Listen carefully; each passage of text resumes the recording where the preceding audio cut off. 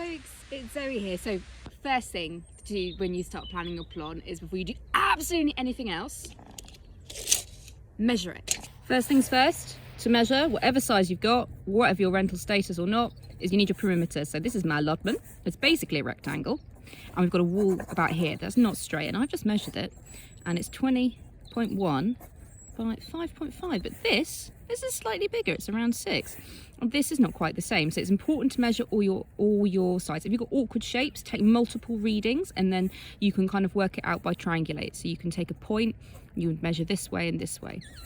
Number one. Step two, once you've got your perimeter down, the next thing you need to do is work out anything you want to keep.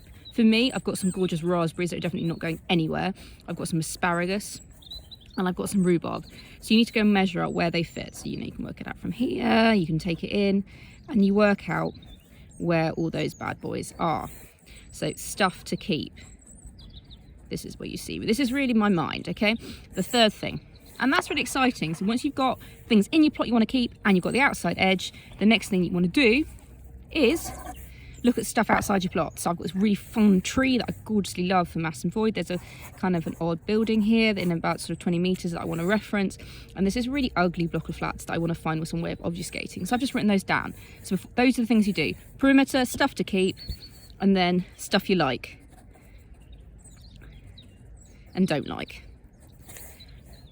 And when you've done those things, you need to go home now, and it's really, really important, and draw up that drawing to scale. And what that means is you get yourself a ruler and you make sure that every meter is, say, maybe 10 centimeters on your piece of paper. You can use a ruler and basic things to do it, but it's really important that you plan out that plan so you know where everything is in proportion to itself before you do anything else, because otherwise you'll buy plants, you'll buy mulch, you'll buy stuff, and they just won't fit.